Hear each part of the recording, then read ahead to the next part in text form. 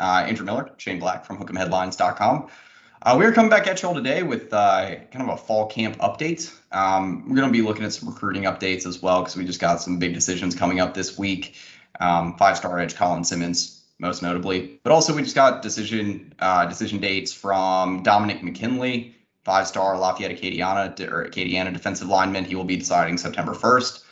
And then four-star IMG Academy defensive lineman TJ Lindsay. He will be deciding on August 12th. So he announced that today, but that decision will be coming later this week. And it wouldn't surprise me if we see some more notable targets from the 2024 class, some of the summer official visitors that are deciding before the end of the month. So be keeping an eye on that. But mainly, again, we're going to be talking about fall camp updates, things like that. Before we get into it, I wanted to mention, thank you all. We hit 1,000 subscribers over the weekend.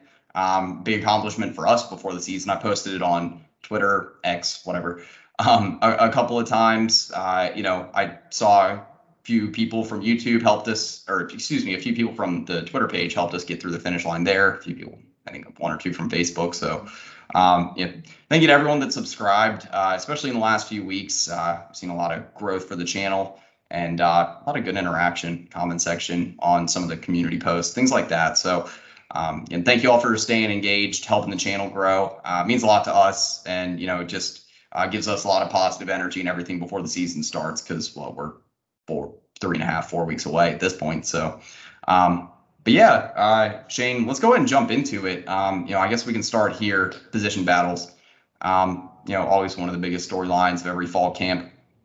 The biggest thing today, I think, was DJ Campbell, sophomore offensive guard, interior offensive lineman, ended up taking the first team reps at right guard ahead of Cole Hudson. Hudson been working with the first team at right guard in the first 4 days of fall practice. Campbell working with the second team.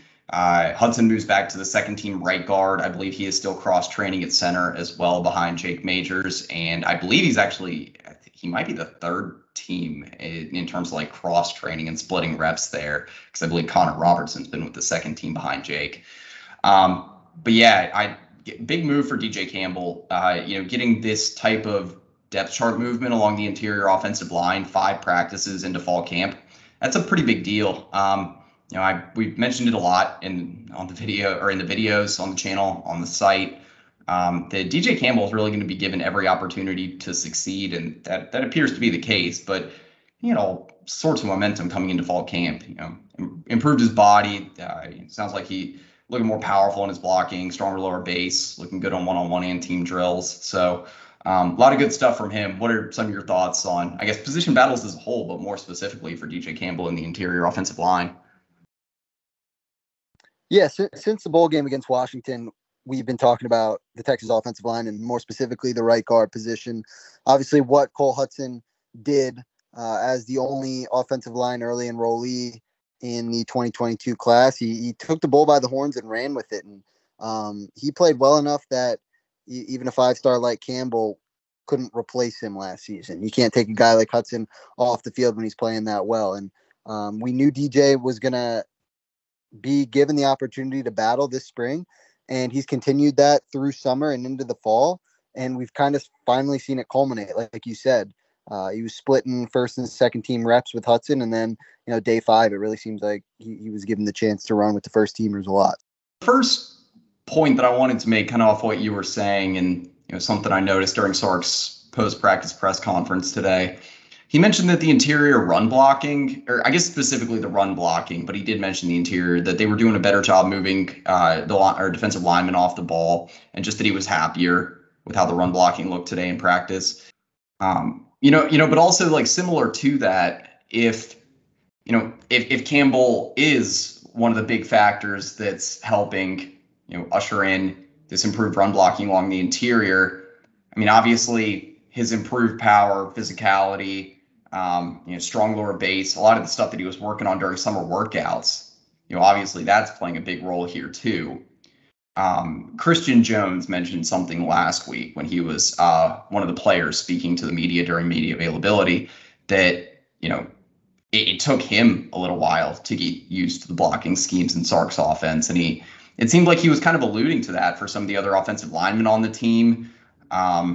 If not just, basically saying that you have to be patient with this process. And I've got to imagine that just the understanding the blocking schemes, just knowing the complexity of Sark's offense, for a guy like DJ Campbell that was a summer enrollee last year, as talented as he is, having to get adjusted to the blocking schemes is not going to be easy, especially for an interior offensive lineman. So I got to imagine having another his first full off season in the program had to play a huge role there. So I guess, what are your thoughts, like, kind of on Sark saying that the interior run blocking's improved, things like that? But there was a post-practice report the other day that said that he is the best version of himself since he's arrived on campus, and that, was it during the summer it was said that he's hungry to prove he's a starter. There's another report that came out during that, and I think that is definitely coming to fruition early in fall camp. I mentioned I wanted to take a look on the defensive side of the ball for a guy that I think is fitting into this similar narrative right now, just ultra talented guys in the trenches for Texas that could finally be living up to the hype. And that other guy is Alfred Collins, senior defensive lineman. I did an article for the site on Saturday saying that Collins had his, I think it was Bobby Burton that said that Collins had his best practice to date for Texas. Burton was a little critical of Collins, and I given some of the motor and consistency issues, rightly so. But I think last fall we started to see Collins being a little bit more consistent. Week over week, in terms of overall defensive grade from PFF, it was his best and most consistent season at Texas so far. It sounds like Collins has started to turn a corner. Sark mentioned him today in his press conferences. It was the first name out of his mouth among the standouts. On Saturday for Burton, that was the first name out of his mouth among the standouts. I'll be honest, I've covered Texas throughout Alfred Collins' career. I don't think I've seen this much praise for 2 practices in a row for him. So, do you think something's finally clicking there with him? Do you might just think it's a good practice stretch? There's got to be some fire here. And, I mean, when Collins committed to Texas, he was a guy that, we were talking about as potentially 3 and done. Just with the physical traits he possesses, 6'5", crazy athleticism, and it just really hasn't clicked. And he was a guy this spring that we were talking about. It's kind of, for lack of a better term, shit or get off the pot. It's time for Collins to step up, and it seems like he is. And I wouldn't just be surprised. This isn't out of nowhere. When you have a guy like Bo Davis developing these defensive linemen, we saw it with Mora Ojimo, Keandre Coburn, getting better every single year they're on campus. And so while it has taken a little longer for a guy like Collins, I do think that this is real. And from everything that I've seen and read, he is looking like that third defensive lineman behind Byron Murphy and Tavondre Sweat. And if that's true, and if he continues to play this way, that is a massive help with the losses that Texas suffered on the defensive line from last season. So I'm buying it. I'm completely buying it. Just with his build, I think it was bound to happen being coached by a guy like Bo Davis. And luckily for him, early in fall camp, we're getting the good news. Luckily for all of us, honestly. Yeah, that's fair. And I mean, I think that there was, I guess I'm just probably overly skeptical just because there's so many different times where I'm like, okay, am I finally buying into the Collins hype? But I mean, I think you saw it down the stretch last season that he was like a legitimate quality contributor in the defensive line rotation. I would say in like those last 3 or 4 games of last season, maybe in the last 5. I could see this being a real thing. And like almost akin to, I'm not comparing their talent levels. I think, not to say that David Gbenda isn't a talented linebacker. I think he's very physically gifted. But like, I think for Collins and Gbenda, the similarities are that it just hasn't clicked for various reasons, but on a consistent basis, it just hasn't clicked yet. For Gbenda, I think work ethic is one of Benda's biggest positives from what it sounds like. Christian Jones was heaping a lot of praise on Gbenda during his press conference last week. I found that really impressive that like Gbenda really just is willing to take whatever feedback he needs and do whatever he can to get this starting job. Because that's what when you're a fifth-year senior and it just hasn't clicked for as long as it has, and he's been on campus through as many different defensive coordinators and defensive schemes as he has, that's tough to get settled in. And so, for him, it sounds like he is the starter at will linebacker heading into the season. From what it's sounding like right now, he is weak side linebacker 1 heading into the season. So, there's a lot of guys that it sounds like it's clicking for. I'm not ready to say that's like a full testament to like Texas completely turning the page in terms of player development, but you got to say that like this is a massive improvement from past coaching regimes, that we're seeing all these guys that have been on campus for, Campbell, he's only been on campus for 2 years, but in the case of Collins and Gbenda, you had guys like Ojimo, like Keandre Coburn last year. Jaron Thompson, I think, has really seen it click the last couple of years. Christian Jones. Yeah, Christian Jones is a great example. You're seeing a lot of these guys that are they're taking their games to another level. And I think a lot of that is due to the job that this coaching staff is doing. So a lot of positives there. And it makes me really happy to speak about it because there's more positives, and you're seeing a lot more development that you get to cover in fall camp than the last, for me, since I started covering Texas in 2016, 2017. So, is there anything else you wanted to mention about, I brought up Gbenda or Collins, Campbell, any of those three? I would just say in regard to Gbenda, I think it's good that it seems like we know our starter at will this early into fall camp. Obviously, I'm a huge fan of competition and making guys earn it, but I do think something has to be said for continuity and these guys practicing together. And now it seems like Gbenda's getting a lot of the first team snaps, working directly next to Jalen Ford. I think that only does good things for the defense, because if you're mixing that guy next to Ford throughout all of fall camp, then when you hop on the field, maybe against Rice, it's not shown, but in Tuscaloosa, the communication might not be there. And so I'm just glad that it seems like Will has been figured out, at least on the first team, and Gbenda and Ford will be able to go throughout the rest of fall camp working together, establishing that connection, and hopefully translating it onto the field in September. For some of these younger guys at linebacker, gives a guy like Anthony Hill the chance to develop a little bit more. I think like obviously they're going to use him kind of as like a hybridized edge rusher this year. That's pretty clear as day so far in camp. But, I think for Samaje Burrell, I think he's a guy that could compete for the will linebacker job in the future.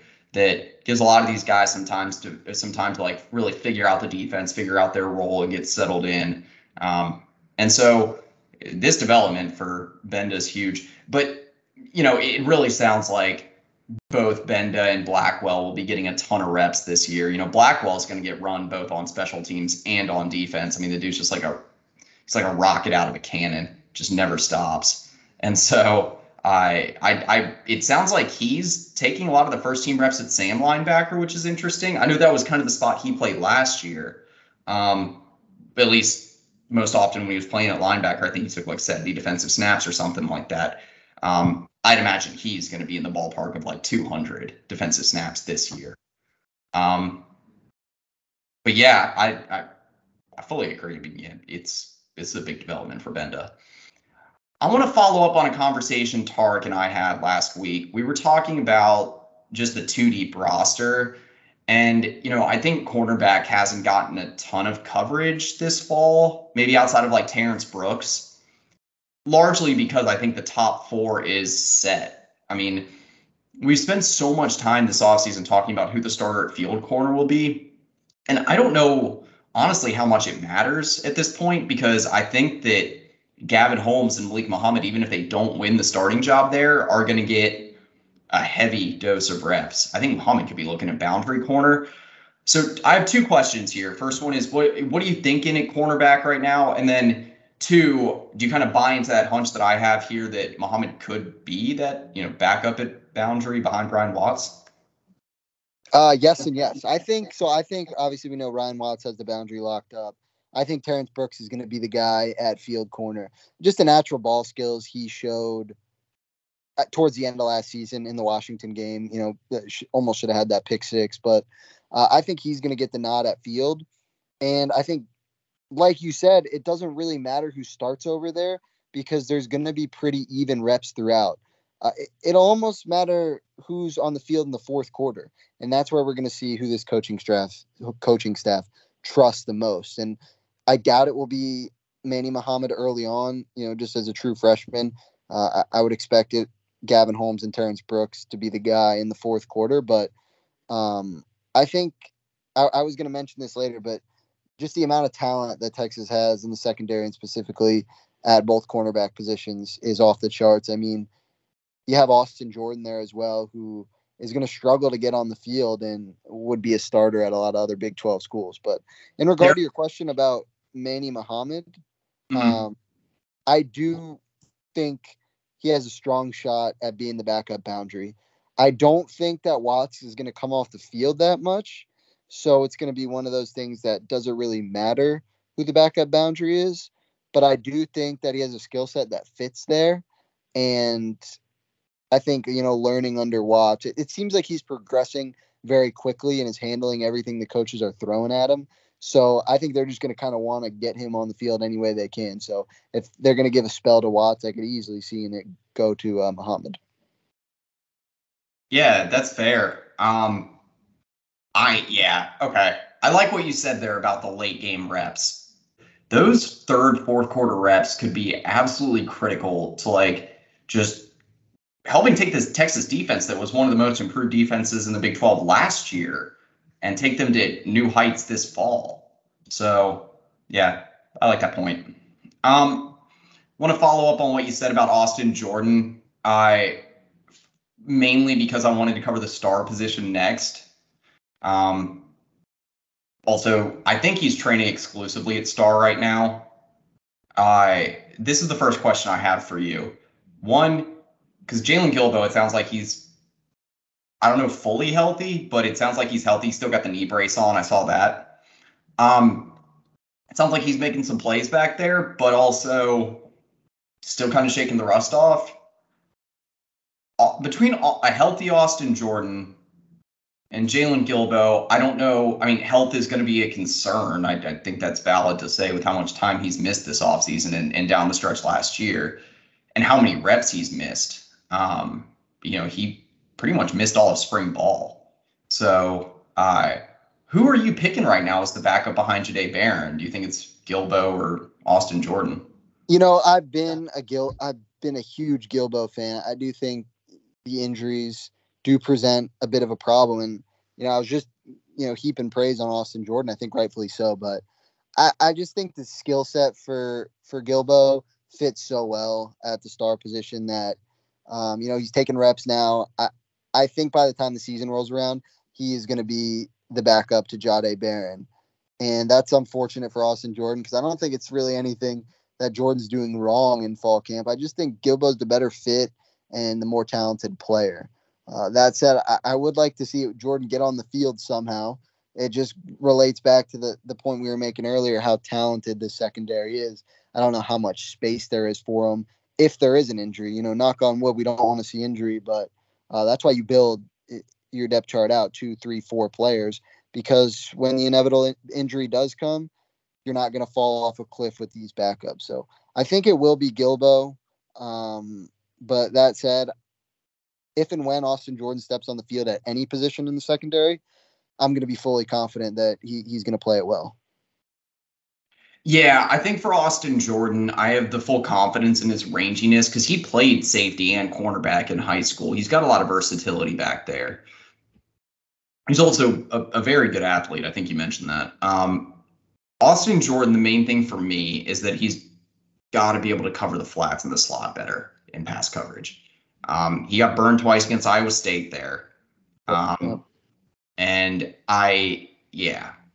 He was a true freshman. He was playing boundary corner. And so that was not a natural spot for him to be at the time. I get that. But at the same time, it was a concern. It caused him to get pulled from that game. So that does have to be a point of emphasis this fall. I'd probably agree, though. I mean, knowing his versatility and just he's a sure thing. You know, he was a backup last season at boundary corner. He got to learn under Ryan Watts. I'd say the best one-on-one cover corner that we have. And so, I mean, maybe Terrence Brooks takes that away, but I'd say just in terms of proven production right now, that has to go to Watts.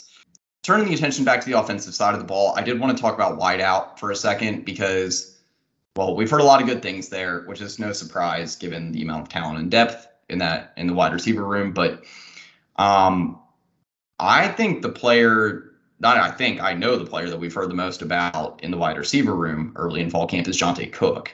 And Sark also spent a lot of time talking about Jonte today at his press conference, mentioning that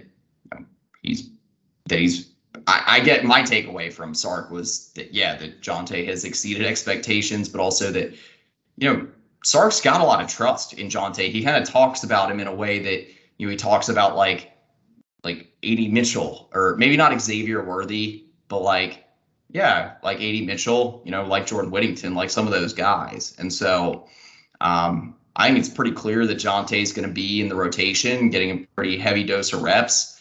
One of the things I wanted to mention, though, is that, Jonte, as much as he has impressed in the first 5 days of fall practice, there's been a lot of movement at field receiver the last few practices. Was it Saturday, I believe? Okay, let me actually trace back. So Friday, it was the pecking order at field receiver was Xavier Worthy 1, Isaiah Nayor 2, Jonte Cook 3. On Saturday, Cook gets the second team reps, and it sounded like that was a solidified move or something that sounded like it was going to be that way for a little while.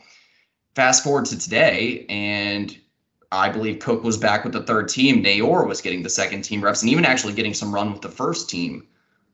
So what do you make of all this? And, maybe, I guess some of your impressions of Jonte Cook so far? Yeah, so I think what you're just talking about speaks to the talent and depth that's in the receiver room, and we've known that, so there's no reason to completely dive into that. Anyone you talk to, any words spoken from anyone on this roster and on the coaching staff or media members have only uttered high praise for Jonte Cook. So, if you hear something once or twice, how much credence you take in it. But literally every single person and every single source is saying that this guy outworks everyone and he moves like a freshman, Xavier Worthy, and things of that nature. You have to start taking it seriously. So that said, it will be interesting because going back to the talent and depth of this receiver room, it's going to be interesting to see how the snap count is divided and where the targets go. Personally, I mean, this is what I would say. I would say if you gave me a crystal ball right now, I think Xavier Worthy is going to be kind of a clear number one. A.D. Mitchell is kind of the clear number two when it comes to receiving production. Then I would say that Jay Witt is going to be 3. And then it's kind of a question, Jonte or Isaiah Nayor. And I think...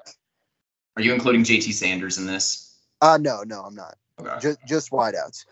And if you would have asked me 2 weeks ago, I would have said Nayor is going to be wide receiver number 4 when it comes to targets, snaps, receptions, and things of that nature. But even just what we've seen and heard about Cook in the first week of fall practice, I'm starting to walk back that take a little bit. And that's not saying that Nayor doesn't look good coming off the ACL, but it's just what Cook has shown, which just seems to be incredible, and he's lighting it up. And there's certainly going to be packages and plays that are ran for him. So I think if he kind of takes those snaps early on and runs with it, he's only going to continue to grow in confidence within himself and within the coaching staff and the offense, which is just going to take him on a rocket trajectory upwards. But me personally, I still think that conversation, obviously Jay Witt plays a different position, but I think that conversation is Cook the 4th guy in the rotation, or is he the 5th guy in the rotation? Yeah, that has yet to be known. Outside of the boundary, like other than boundary receiver, I did a little digging for some numbers today, posted some of those in a couple of tweets on the Twitter page. For one, I did not give enough credence to how Isaiah Neyor was able to carve up some defenses in his last year at Wyoming in a multitude of ways. For one, I did not know that he was the only FBS receiver in 2021 that had double-digit touchdown catches against zone coverage. That really stuck out to me. When I think Isaiah Neyor, I think of a wide receiver that is just going to moss guys one-on-one on the boundary. A guy that's a deep threat. A guy that sure is a precise route runner, but just really can go up and get a lot of those contested balls. I don't think of him so much as like a pure technician, a guy that's going to, work between the numbers all the time, or, a guy that can carve up zone defenses. You know what I'm saying? But that was impressive to me. Another thing was that he had, I think it was something like almost 300 receiving yards between the numbers at Wyoming. I didn't know that there was that much. Some of those were on deep balls down the middle, but Tarek mentioned an interesting thing on the last show we did where he was talking about potentially using Neyor out of the slot a little bit. And I think there's a way that you can do that. And I mean, God knows if the way Quinn Ewers looked with JT Sanders at different points last season, kind of working him down the seams, if you can just have another version of that almost with Neyor on the other side, that's just another matchup nightmare that opposing defenses have to worry about.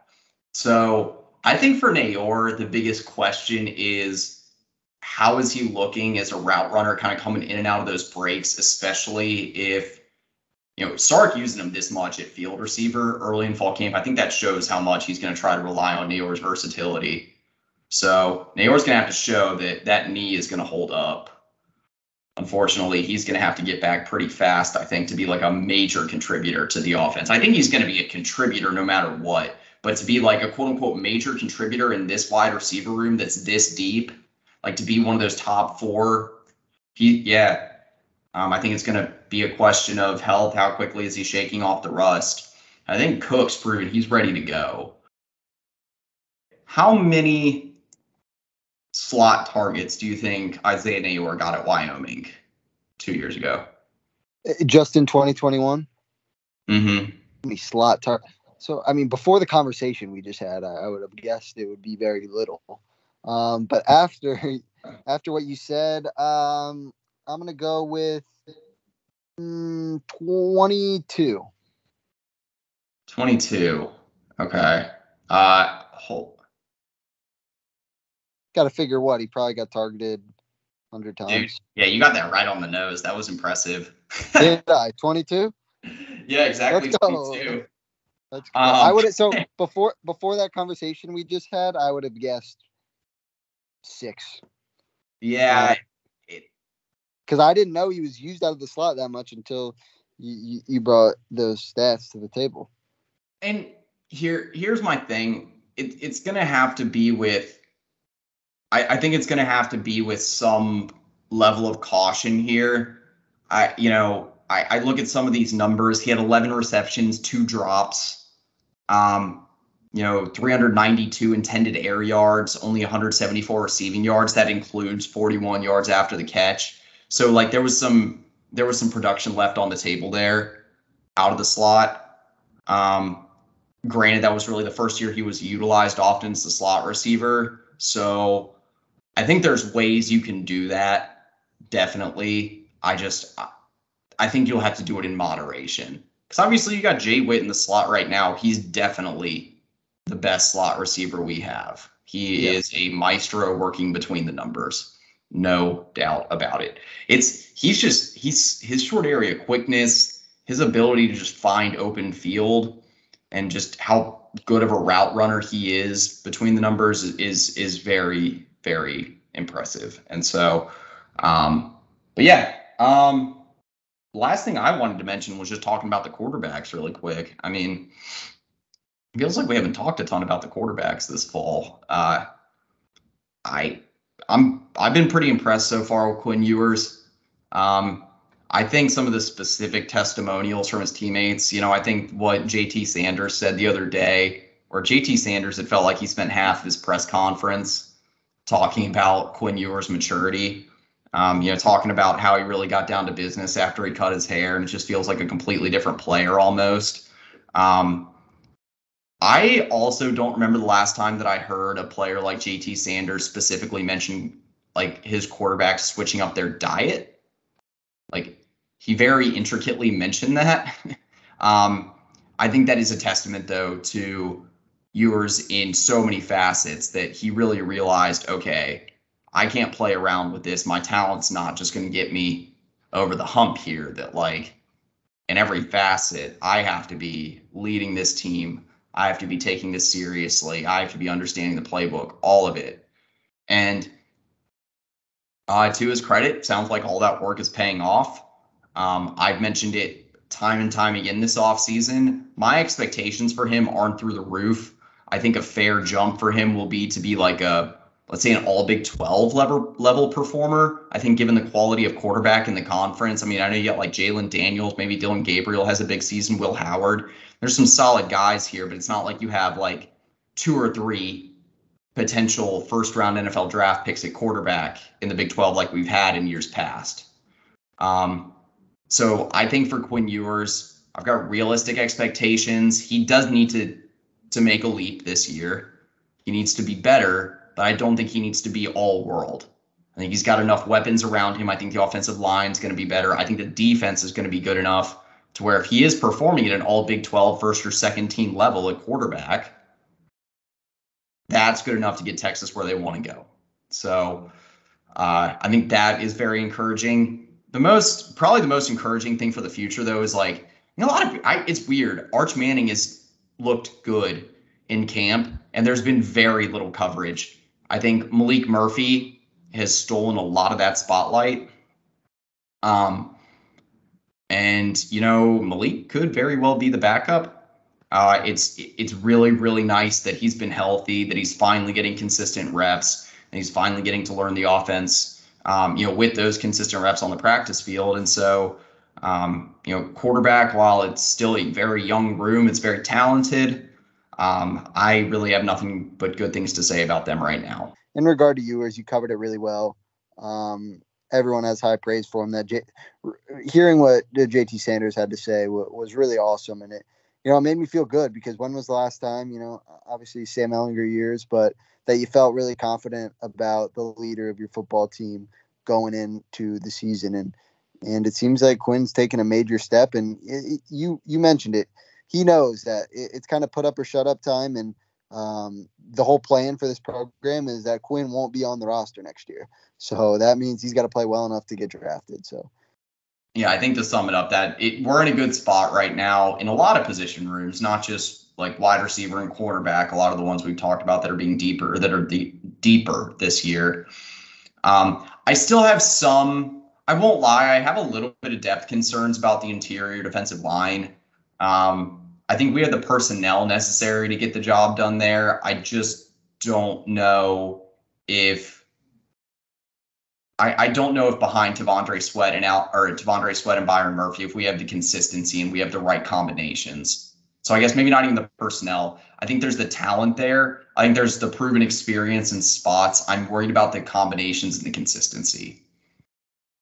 Yeah, I would agree. And that goes back to the conversation we had earlier about Alfred Collins. Is this just a couple practice blip, or hopefully it lasts longer? And the same can be said for Vernon Broughton, who is noted had a couple of good practices, but we haven't really seen him sustain that success. And then, where do you work Trill Carter in? Where do you work Sadir Mitchell in? So I agree with you in that sense. It is definitely a cause for concern. But when you do get solid practice reports about the second team, that kind of makes the concern go away. But that's not really reality. We got to deal with what we've seen in the past as well. So I think it's a fair concern. Yeah, and I think we've learned at this point that interior defensive line really goes when Bo Davis has like 4 solid guys that he can rotate, and then maybe a little bit of depth thereafter. 1 or 2 of those 4 is a 0 tech. The other 2 can play 3 tech, not over the ball as much. So, even with Alfred Collins emerging, you still need that fourth guy. There's a lot of candidates it could be, like you mentioned. But yeah, that's something I'll be watching moving forward. That's for sure. All right. Well, I got much longer content than I thought we would today. But I mean, with fall camp, that can always be the case. We just have a lot going on the recruiting trail right now, more than usual for August. But anyway, stay tuned. Later this week, I believe we will have another collab video coming. This one's going to be a little bit different than our past two. And Tar's working to set us up something with another fan-sided site, Reign of Troy, Alicia De Artola. She's over there. So be an interesting little crossover, talking a little Texas USC stuff. I know that we're not playing USC this fall, but I mean, some good old Lincoln Riley debate can always be good content, reflecting on the past, things like that. So stay tuned for that. But otherwise, for Shane Black, Andrew Miller from HookMeHeadlines.com, that's pretty much it. Welcome.